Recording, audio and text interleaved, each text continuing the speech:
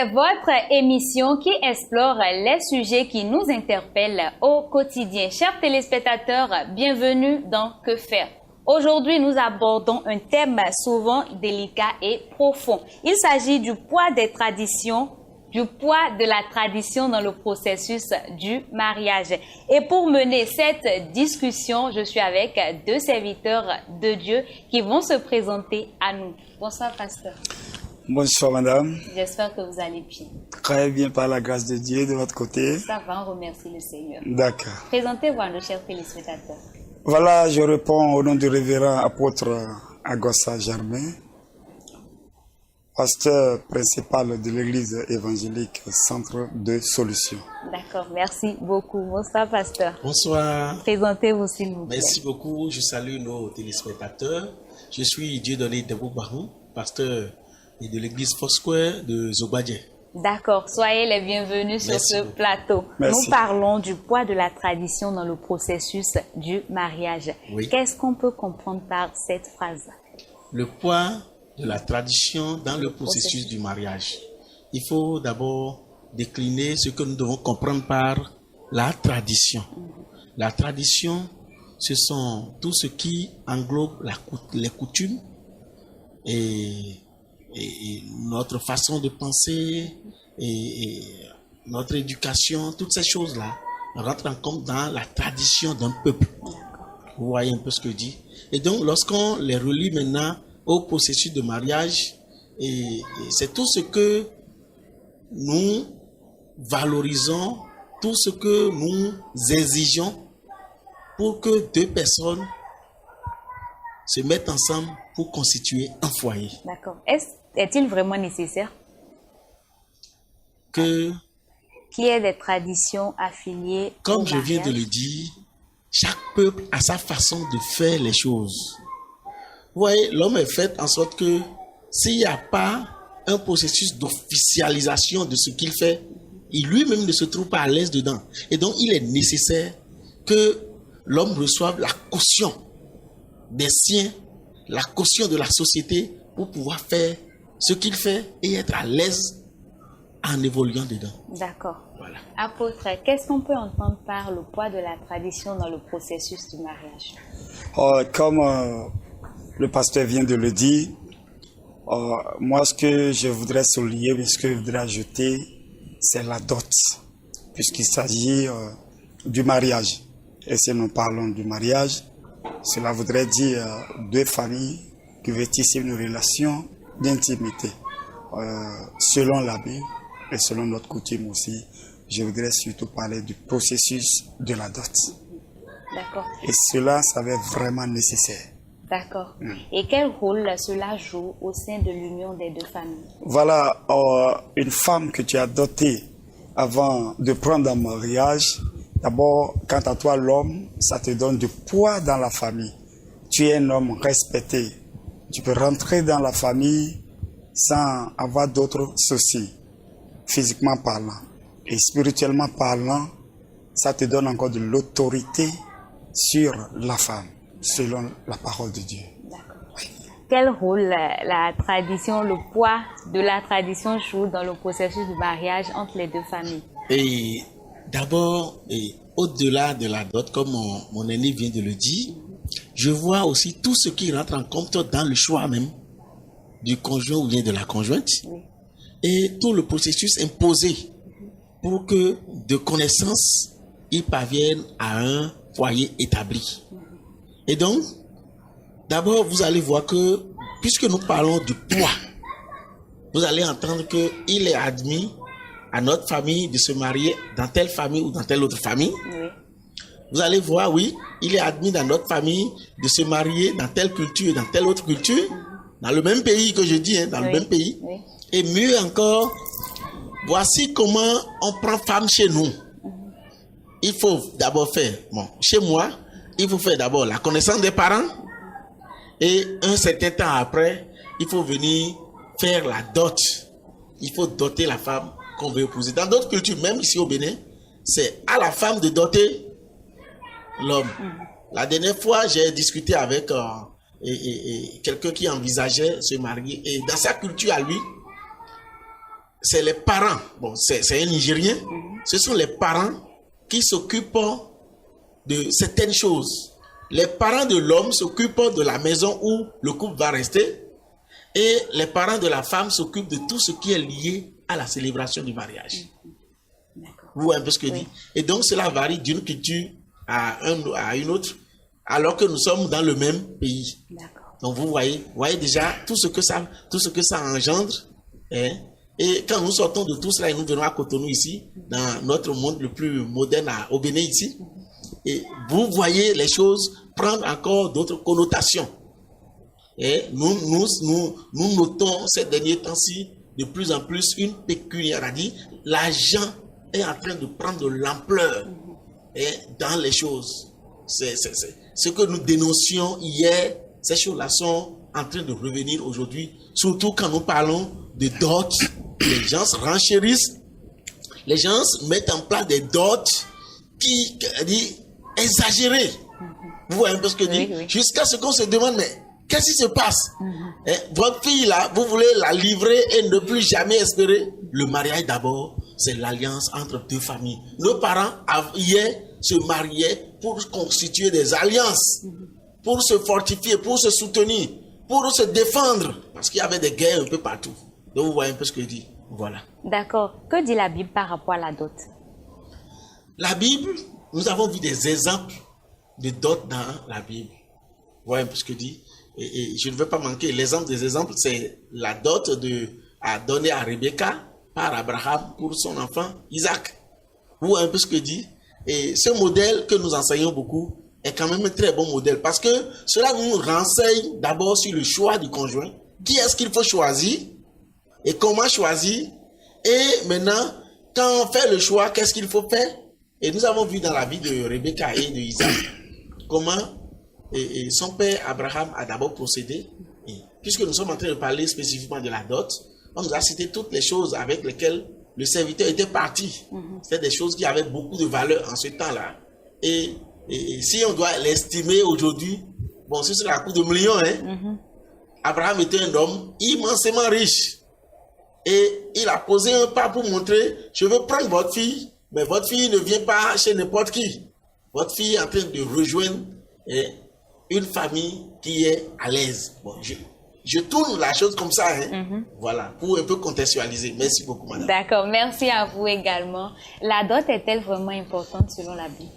Très, très importante, madame. Expliquez-nous. Comme le pasteur vient de le dire, on a constaté que c'est Abraham qui est le père d'Isaac, qui a envoyé doter Rebecca pour son fils. D'autre part, l'homme qui veut se marier, s'il a les moyens, je prends le cas de Jacob. Voilà, il a servi Laban pour 7 ans pour avoir sa femme.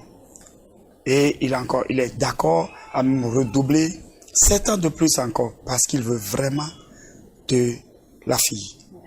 Donc c'est pour vous dire que la dot selon la Bible, c'est logique et c'est vraiment nécessaire. La vie des parents est-elle plus importante que l'amour des deux conjoints? Bon, de ce côté, je vais dans les deux cas. Dans un premier temps, c'est important parce que les parents connaissent mieux le jeune qui veut prendre une femme en mariage. Le conseil des parents importe, très important, dans cette affaire du mariage, dans un premier temps. De l'autre côté, l'homme et la femme qui veulent prendre cette décision, ils ont sur les mots, ce qui est plus crucial d'ailleurs, parce que si c'est vraiment la volonté de Dieu que les deux soient ensemble, je pense que les parents ne peuvent pas s'opposer. Si les parents veulent s'opposer, ils auront les mots nécessaires pour les convaincre. D'accord. Êtes-vous du même avis que l'apôtre? Oui, c'est vrai, mais j'irai plus loin que ça. D'accord. Vous savez, la vie des parents, ce n'est pas le jour où le garçon ou la fille se décide à amener quelqu'un à la maison qu'il faut la donner. D'accord. Non. La vie là, c'est déjà lorsque l'enfant est en bas âge que les parents doivent lui montrer ce qui est bon. La Bible dit, montre à l'enfant ce qu'il doit faire. Quand il grandira là, il ne s'en détournera pas. Lorsque tu veux, en tant que parent, que tes enfants se marient sans problème demain et fassent le bon choix et ne pas tomber dans un piège, c'est dès à présent qu'il faut déjà commencer à leur parler, à leur montrer les valeurs, à leur montrer comment on fait le choix, à qui est-ce qu'il faut dire oui, à qui est-ce qu'il faut dire non. Et je pense que naturellement, avec la grâce de Dieu, au bon moment, lorsque les enfants se décideront, ils n'hésiteront pas à venir à vous ou vous dire, papa, il y a un tel garçon qui est en train de me parler. D'accord? Oui.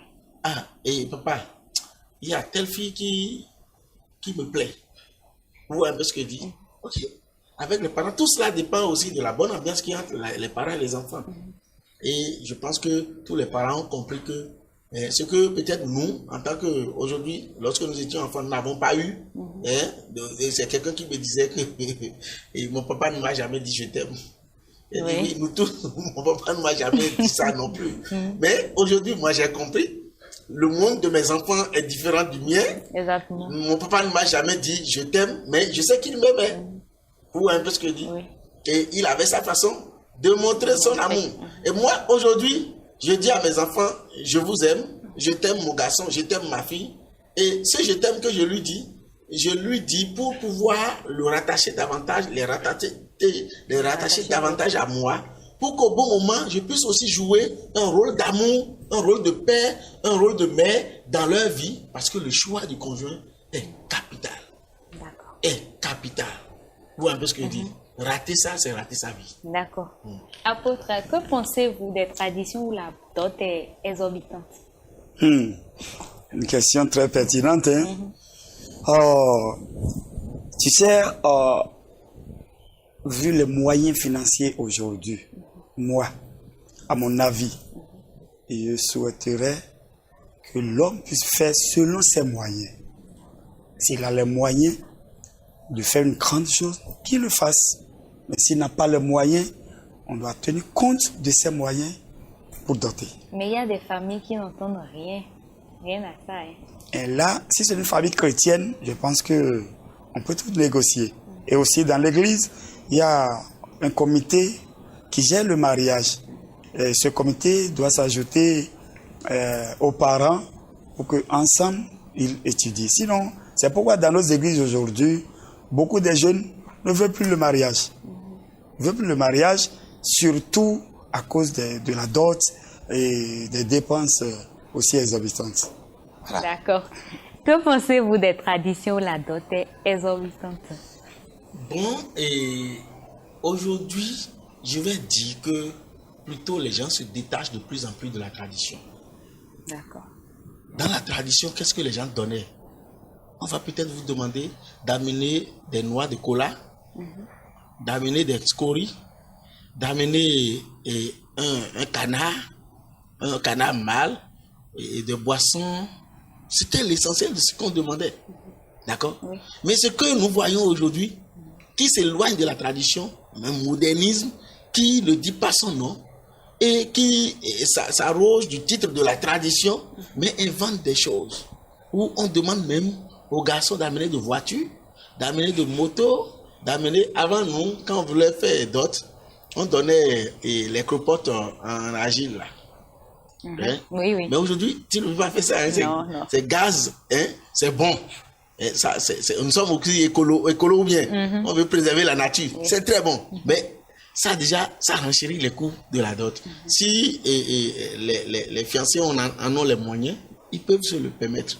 Mais par rapport à ce que la dot doit être, je pense que la dot n'est pas une occasion de s'enrichir. C'est ça. Ce n'est pas une occasion de se faire de l'argent.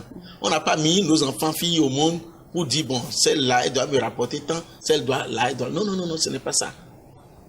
Là où les enfants doivent nous rembourser, là, ça reste. Quand nous serons grabataires, quand nous ne pourrons plus. L'enfant qui rentre dans ta famille, là, hein, l'homme ou bien la femme qui rentre dans ta famille, là, c'est une dot qui a à payer tout au long de ta vie, toi, parent. Et donc, ceux qui font aujourd'hui et disent des choses énormes pour les jeunes, je pense que ce sont des gens qui n'encouragent pas le mariage. Et nous, en tant que serviteurs de Dieu, nous devons décourager ça dans nos églises. En tout cas, moi, la culture dans notre église à nous est que la liste de dot ne parvient pas à l'homme sans passer par le pasteur. C'est ça. Et on jette un coup d'œil dessus. On élague des choses qu'il faut élaguer et on ajoute des choses qu'il faut ajouter. Parce que la dot aussi doit être honorable. Et pas parce qu'on a dit dot là, il faut faire du n'importe quoi. Excusez-moi du terme, mais il y a parfois des familles rebelles qui n'acceptent du tout pas la liste de l'église. Mais dans ce cas, comment faut-il gérer? Ce n'est pas une liste de l'église. Okay. Ils donnent leur liste. Oui. Et l'église, les comités de mariage vont voir dedans pour voir est-ce qu'il y a de l'exagération ou pas. S'il y a de l'exagération, on entre en discussion avec eux. Le gros problème, c'est quoi? Il faut le dire. C'est généralement, et ceux qui sont de la première génération de croyants, c'est eux qui posent beaucoup de problèmes comme ça. C'est-à-dire, ceux qui sont venus. Mais souvent, les enfants qui sont nés dedans, c'est moins compliqué. Je ne sais pas si vous comprenez un peu ce que je dis. Parce que ceux qui sont venus là, il y a les contingences extérieures, les parents, tout ce beau monde-là, qui ont des exigences, qui veulent profiter de l'occasion. Souvent, ils sont mal intentionnés même.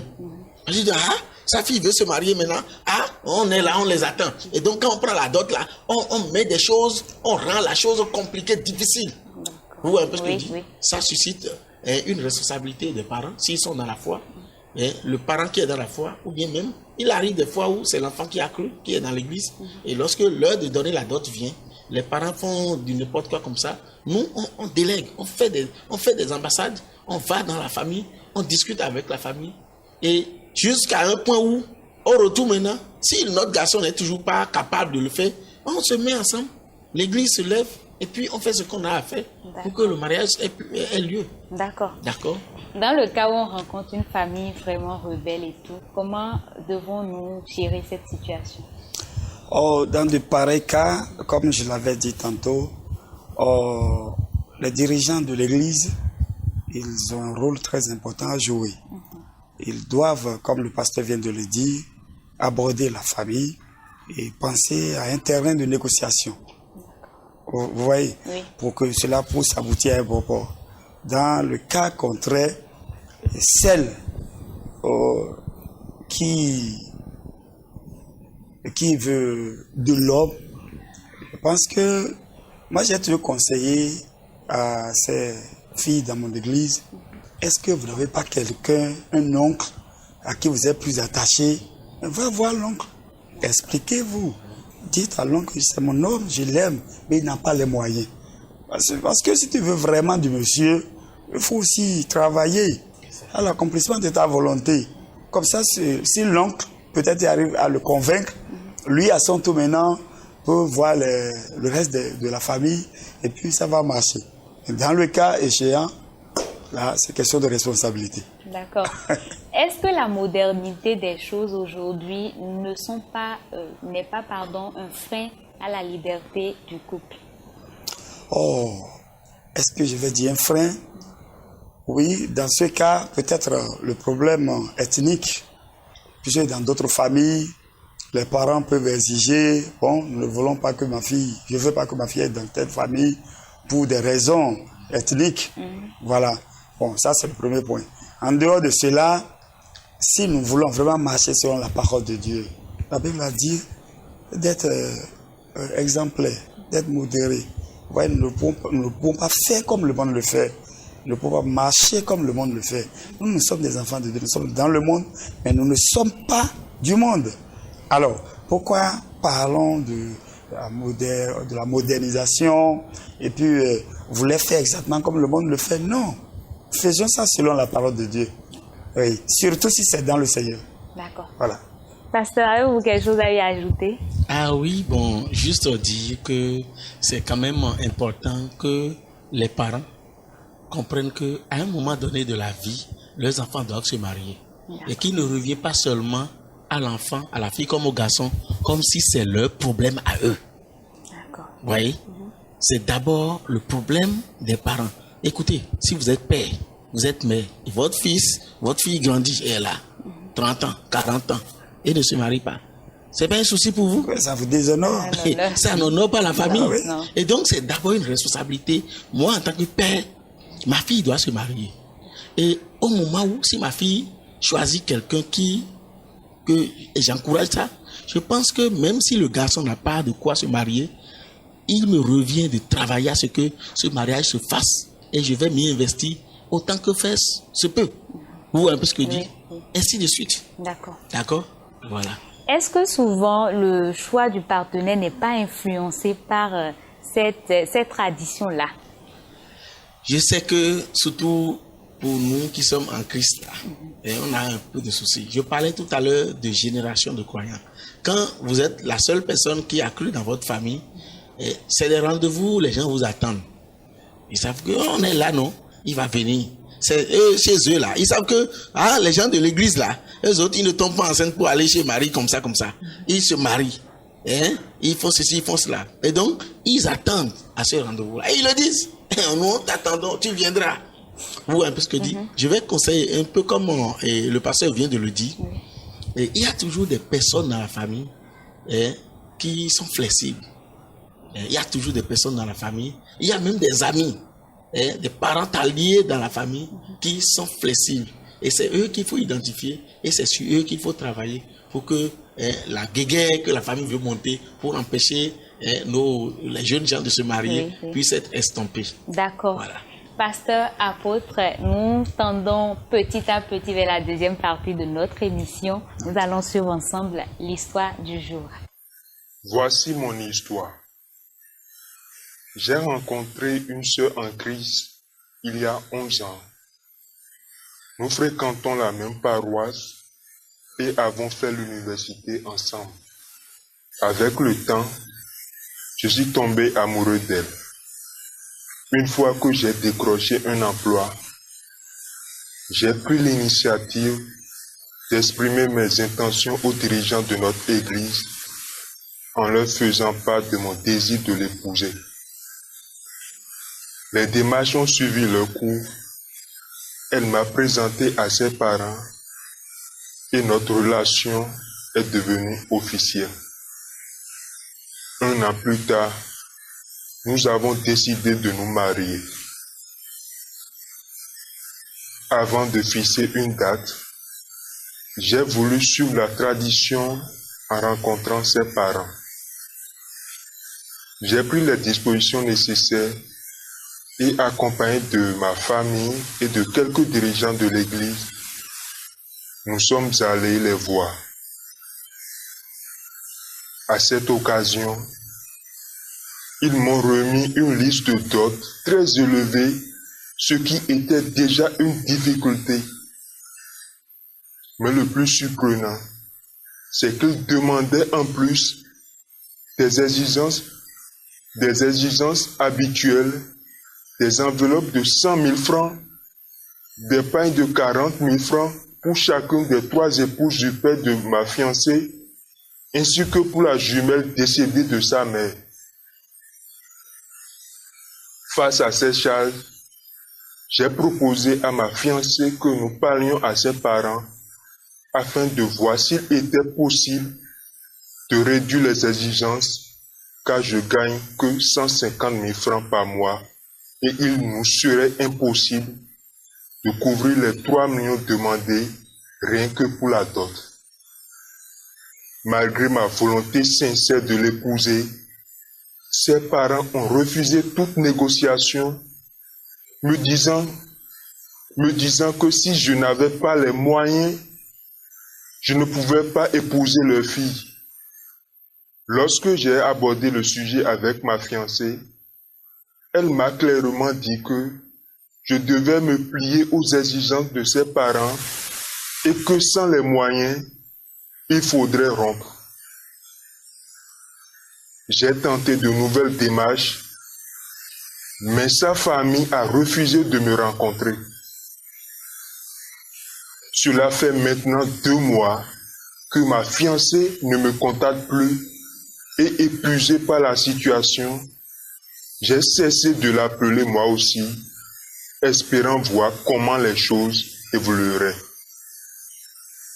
Récemment, Je l'ai rappelé pour savoir où nous en étions.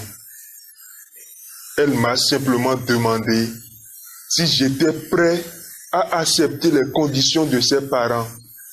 Énervé, j'ai raccroché. Mais mes propres parents me conseillent d'abandonner cette relation. Mais sans vous mentir, je l'aime profondément et je ne sais plus quoi faire. Notre cher frère nous demande quoi faire, mais avant, nous allons vous demander qu'est-ce que vous pensez de tout ceci. Bon, je pense que les parents ne veulent pas de lui. Les parents de la fille ne veulent pas de lui. D'accord. Je pense qu'ils ne veulent pas de lui. Apôtre, êtes-vous de même avis? Pas tout à fait. Pas tout à fait. Pourquoi? Parce que, vous savez, dans l'amour, il y a la responsabilité qui n'est pas du moins à négliger. Peut-être que cette dernière, je parle bien de la fille, ne veut pas désobéir à ses parents. Puisque ce qui m'a touché dans l'histoire, elle allait tout droit dire, dans le cas où le monsieur, le frère, ne peut pas se plier à la décision de ses parents, qu'ils peuvent se séparer. C'est là où j'ai eu le cœur blessé. Et pourquoi elle va aller jusque-là? Mais est-ce que cela ne voudrait pas dire qu'il n'y a pas vraiment l'amour? C'est là où je m'en vais. D'accord. Donc, ce ne serait pas à cause de l'exigence des parents. Peut-être que c'est lui et la fille en question, c'est elle qui n'est pas convaincue de leur relation. Sinon, il n'y a pas l'amour profond ou ce n'était pas la volonté de Dieu. Parce qu'il faut faire un recours, comme le pasteur l'avait dit, comment ils ont commencé. En quoi il est sûr que c'est sa femme.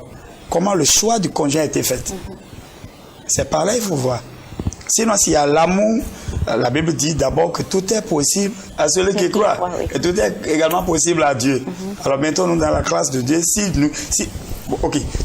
rien n'est impossible à Dieu. Et tout est possible à celui qui croit. Cela voudrait dire que si je crois, tout m'est aussi possible. Alors, pourquoi parler de l'impossibilité? Là, il faut revoir. Est-ce qu'elle l'aime réellement? D'accord. Mais que pensez-vous de la dot élevée, de cette exigence des parents-là? Oh non. Selon moi, c'est un peu trop. D'accord. C'est un peu trop. À moins que le monsieur a les moyens. Comme je l'avais dit, des fois, c'est les parents qui dotent. Des fois, c'est l'intéressé même. Il faut rappeler qu'il gagne 150 000 francs le mois. Bon, et j'ai écouté dans l'histoire. Il a dit qu'il ne peut pas. Il n'a pas les moyens. Voilà. La famille devrait le comprendre. Sinon, c'est pas bien. Que pensez-vous du coût élevé de la dot? Bon, et d'abord, je l'ai dit tout à l'heure et je reste ferme sur ce que j'ai dit là. Oui. Les parents de la fille ne veulent pas de lui. D'accord. Et vous savez, il y a des parents qui sont d'un certain niveau économique et qui ne veulent pas que leurs enfants se marient à des gens qui sont dans l'autre classe sociale. Vous voyez un peu ce que je dis. Si vous cherchez un peu, ça doit être un truc comme ça.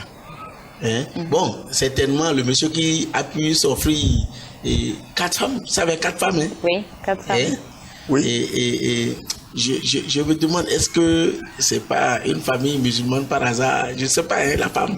Sans commentaire. Sans commentaire, oui. Et que la fille a abandonné la foi musulmane, tout ça pour être chrétienne maintenant, et avec sa maman.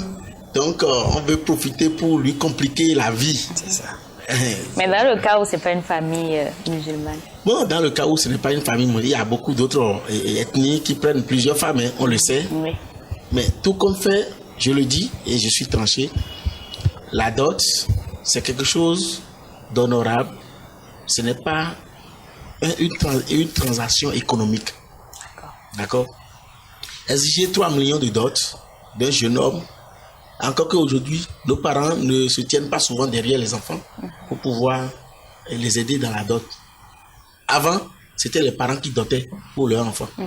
Mais aujourd'hui, on laisse chacun se débrouiller.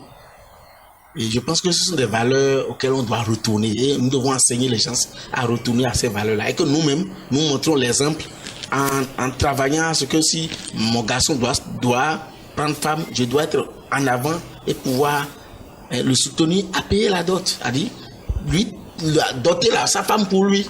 Je pense que nous devons revenir à ces valeurs-là. Mais pour aller sur votre question, le coût de la dot, oui. Je l'ai dit, elle est exorbitante. Elle est exorbitante. D'accord? Et faire la dot là, les gens doivent voir qu'est-ce qui est possible. Si vous voulez faire des démonstrations de puissance financière, mettez vous-même dedans. Ils n'ont qu'à mettre l'argent à la disposition. D'accord? Certains le font. Ils n'ont qu'à mettre l'argent à la disposition du garçon. Et il va faire comme ils veulent le faire au vu et au su de tout le monde. D'accord? Voilà. Normalement, la dot doit être symbolique ou bien c'est légitime que ce soit comme ça? Normalement, la dot doit être symbolique. D'accord. La dot doit être symbolique. Selon la parole de Dieu, c'est ce que... Moi, je vous donne mon propre exemple. Ma fille est née. Au moment où son fiancé voulait la doter, ma famille a dressé une liste de dots que moi-même j'ai pris, que j'ai réduit selon les moyens financiers de l'homme. Et je suis retourné vers la famille et je leur ai exigé cette liste, que c'est ma fille qui va en mariage. Et voici ce que vous allez prendre. Ils m'ont dit non, nous on a l'habitude de faire ceci. Et si vous avez l'habitude de faire ça, moi je suis pasteur. Et le monsieur se marie à la fille d'un pasteur. Et aussi, les deux sont dans mon église. Alors là, mais comme les parents ont vu que j'ai exigé, ils n'ont pas le choix. Ils ont accepté. Maintenant, quand mon fils est né, veut se marier, il s'est produit la même chose. La même chose. Oui. Et là, je n'ai pas les mots. Bon, mais j'ai essayé de toucher une tante qui est vraiment abordable. Et c'est avec lui, j'ai négocié. Et puis, elle a son tour. Elle a aussi travaillé avec les parents. Et on a fait ce qu'on peut. D'accord. Voilà. Parlons des autres épouses du père. Est-il approprié que le jeune fiancé fasse ces gestes-là à leur endroit? Bon, peut-être, je ne sais pas si c'est de leur culture. Sinon, selon moi, puisque dans l'histoire, j'ai même écouté que... Il y a une tante. Il y a une tante. Non, quelqu'un qui est morte là, qu'on doit une jumelle. Oui, effectivement. Voilà, la maman elle a une jumelle et sa seconde qui est morte, qu'on doit aussi la doter. Quand même, quand même. Il est vrai, dans d'autres familles, si tu veux te marier à une jumelle, on donne double dette. J'en ai vu ça. Tu veux te marier à une fille, elle est jumelle, on dit tu dois faire quelque chose de symbolique aussi pour sa seconde. N'est-ce pas de l'idolâtrie là? C'est ce que moi je suis en train de voir. Hein. D'accord. Sinon, si c'est à mon avis, celle qu'on veut doter, celle qu'il faut doter. Point. Et quand on parle de la dot, les parents, c'est-à-dire le père, la belle-mère, le beau-père, ils ont leur part. Les oncles et tantes paternelles ont leur part.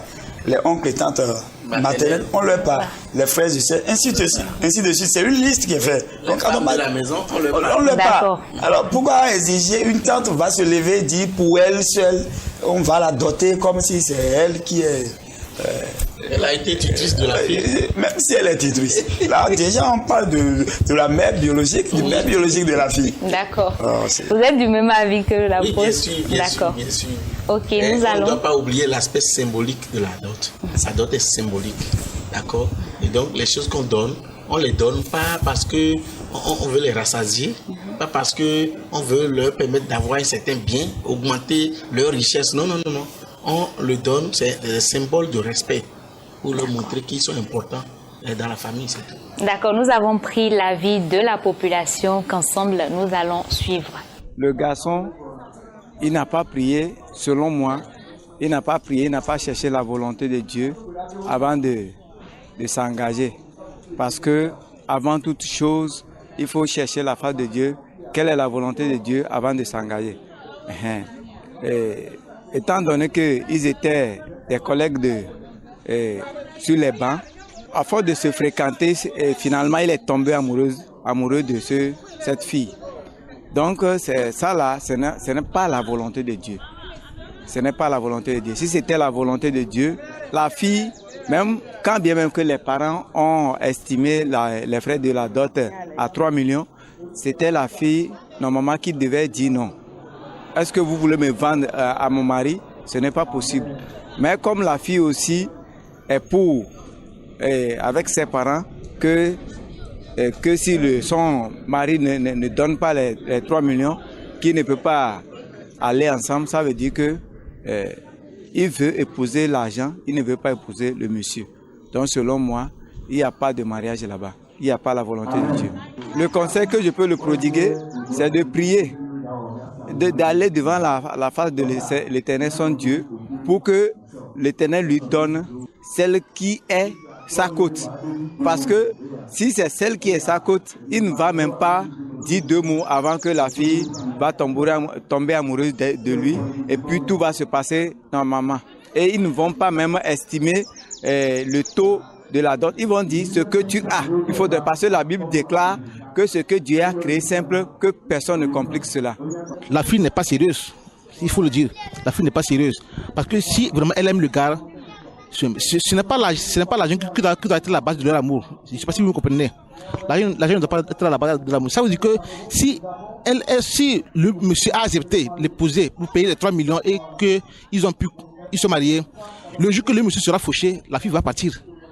En tant que garçon, moi, je ne peux pas me permettre de m'engager dans une telle relation parce qu'elle aime le garçon pour les biens. Alors qu'on dit de s'aimer pour le meilleur et pour le pire. Donc si elle aime le garçon pour le meilleur, quand le pire va arriver, elle va partir. Donc ce n'est pas le vrai amour en ce qui me concerne. Donc si je suis le garçon, je ne vais pas accepter. Même si elle se repent, c'est juste une manière superflue, quoi. Alors si je vais donner un conseil à ce monsieur, je lui dirais quoi? De bien regarder. Même s'il faut me le dire, si quel que soit les moyens qu'il possède, si vraiment il veut s'engager, il faut qu'il cache ses moyens d'abord. Il cache ses moyens, il va devant la fille, c'est que d'une manière vulgaire. Vous comprenez un peu, non? Comme ça, en ceci, le garçon saura que vraiment celle-ci va pouvoir, celle-ci l'aime et pourra mener la vie avec lui. Mais si vraiment il montre ses biens et la fille l'aime à cause de ses biens, nous avons que par la suite, ça n'a pas marché. C'est vrai, les gens disent que en Christ, l'amour n'est pas basé sur le matériel. Mais si nous voyons actuellement, c'est tellement dommage que ça mine la société chrétienne actuellement. Nous avons que beaucoup de choses est basées sur l'argent, sur les biens matériels. Et la mentalité de la fille doit être revue, pour ne pas dire ajustée au niveau de l'homme. Parce qu'une dot qui va coûter déjà 3 millions, je me demande dans quelle mesure est-ce que le couple pourra survivre à la suite. Si elle peut réfléchir avec son mari à ce que la dot soit revue, ce serait une bonne chose. Mais dépenser 3 millions pour une dot, je pense que c'est déjà très grand.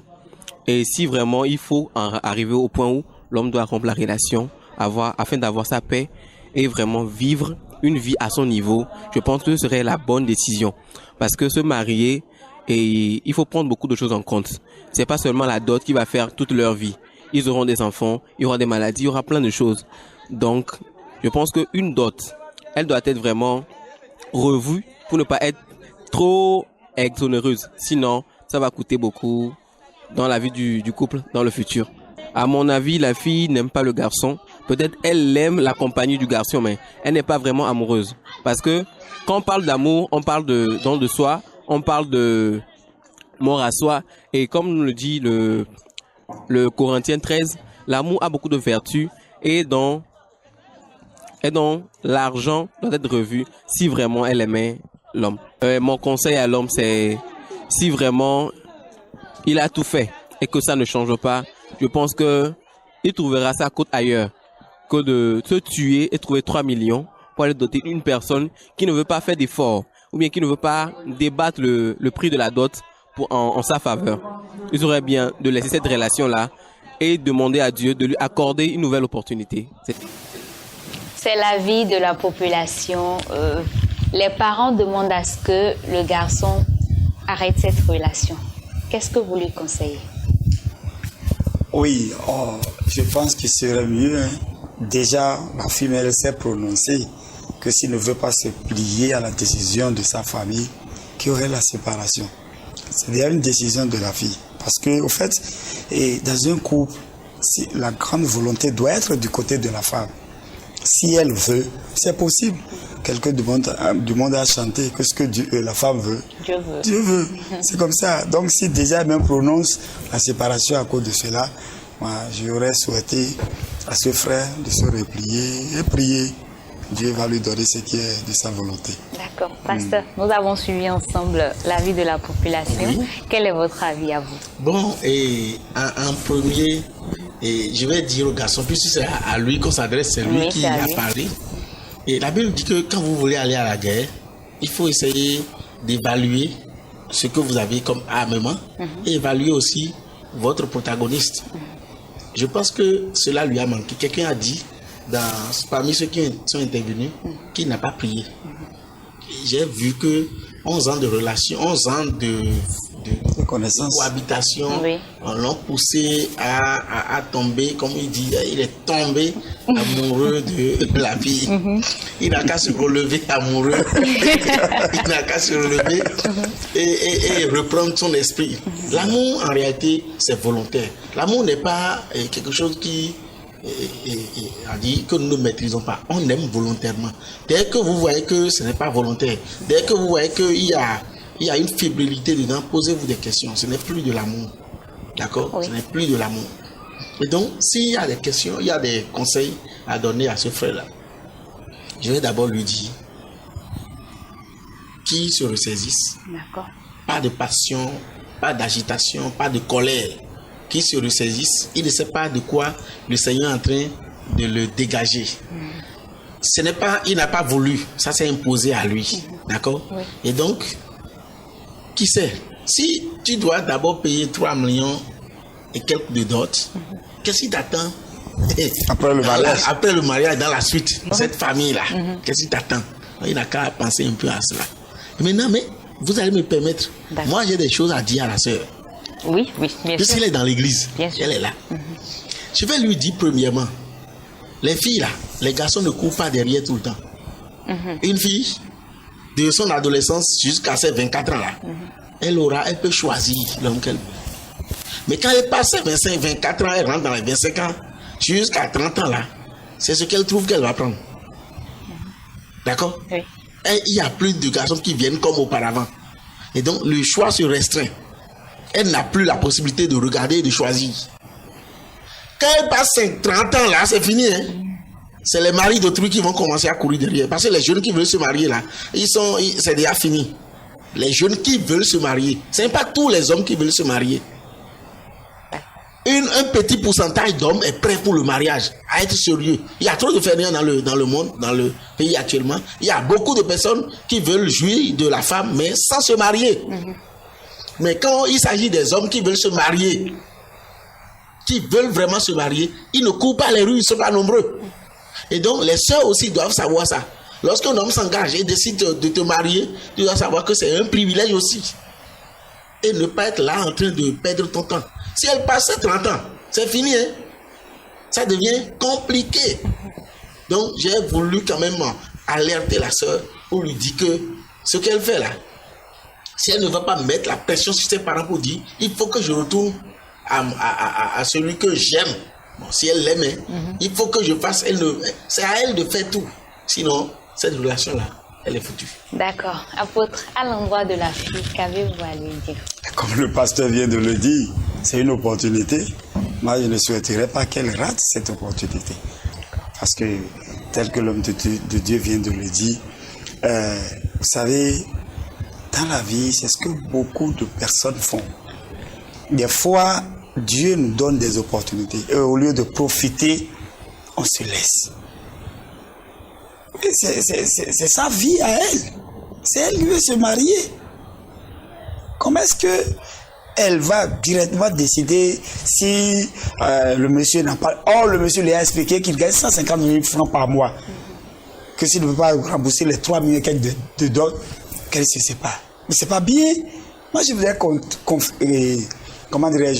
conseiller cette soeur de vraiment revoir la situation. Si réellement elle aime le monsieur, de parler avec ses parents pour ne pas perdre cette opportunité. Parce que les opportunités ratées ne sont pas aussi faciles à retrouver. Est-ce que les dirigeants de l'Église n'ont pas un rôle à jouer dans ces cas difficiles? Mais sûrement, parce que quand j'ai écouté l'histoire tout à l'heure, et à leur première rencontre, il y avait une équipe de l'église qui les avait accompagnés. Sûrement que les parents et les dirigeants d'église ont intervenu et que leur intervention n'ont pas abouti à un bon port. D'accord. À l'endroit de la famille qui exige une dot exorbitante, qu'est-ce que vous avez à leur dire? Moi, je voudrais leur dire de voir les moyens de l'homme que leur fille les amène. C'est par là qu'il faut commencer. Aujourd'hui, c'est dans le Seigneur que nous parlons de ceci. Si c'est dans le monde, mais les femmes se marient n'importe comment. Les hommes se marient n'importe comment. On dit souvent que c'est une chaussure, si je porte, c'est pas ma pondue. Paf, je jette et je continue. C'est parce que nous sommes en Christ. Donc il ne faut pas exagérer pour décourager les jeunes. Donc je voudrais conseiller ces parents qui ont l'habitude d'avoir l'idée que leur fille est un trésor. Non, la dot c'est symbolique. Donc ce que votre fille vous amène, les moyens que le monsieur a accepté avec lui et la fête continue. D'accord. Qu'avez-vous à dire à l'endroit des parents qui exigent? Oui, les parents qui exigent une dot colossale, je voudrais leur dire, bien aimés, mes chers parents, ce que vous gagnez dans le mariage de vos enfants, c'est les petits-enfants. L'argent n'achète pas ça. Regardez toute la joie qu'un homme peut avoir de voir ses enfants et de voir ses petits-enfants. Vous voyez, l'argent n'achète pas ça. Et comment voulez-vous avoir de petits-enfants avec qui vous allez pouvoir jouer lorsque vous serez à la retraite, abandonné de vos enfants? Il ne vous restera que les petits-enfants pour vous amuser, pour vous distraire, pour vous faire penser autrement la vie. Mais comment vous pouvez les avoir si vous ne laissez pas vos enfants se marier? L'argent que vous avez, les gens ont de l'argent plein leur compte en banque aujourd'hui et pourtant ils ont des problèmes sérieux de santé. Vous voyez un peu ce que je dis? Le mariage, c'est l'alliance entre deux familles. Ce qu'on gagne à donner son enfant, c'est toute une famille qu'on a. Ah, c'est le père de telle personne. Ah, c'est le beau-père de... Vous voyez un peu ce que je dis? Les liens concrets. L'argent ne peut pas acheter. Regardez, quand nous allons dans les hôpitaux, nous allons dans les services publics, qu'est-ce que nous cherchons? Nous voulons la facilité. Et comment nous obtenons ça? S'il n'y a personne dans notre famille qui soit là, mais l'enfant de tel, le mari de l'enfant de tel est dans la maison là. Voilà les choses que nous gagnons, que l'argent ne peut pas acheter. Et donc je prie les parents, chers parents, songez à toutes ces choses-là et rendez la vie facile à vos enfants. C'est vous-même qui en bénéficiez. D'accord. Apôtre, si vous n'avez rien à y ajouter, nous allons dire que nous sommes à la fin. Oui, comme je suis de l'avis, ce que le pasteur vient de dire. D'accord. Chers téléspectateurs, nous sommes à la fin de ce numéro. Chers frères, nous espérons t'avoir aidé. Vous pouvez nous envoyer vos histoires par WhatsApp sur le plus 229 61 31 07 70. Plus 229 61 31 07 70. Soyez rassurés, vous serez reçus en anonymat. Prenez le rendez-vous très prochainement pour d'autres histoires encore plus édifiantes. Merci, édifiantes. Merci, édifiantes. Merci, édifiantes. Merci, édifiantes. Merci, édifiantes.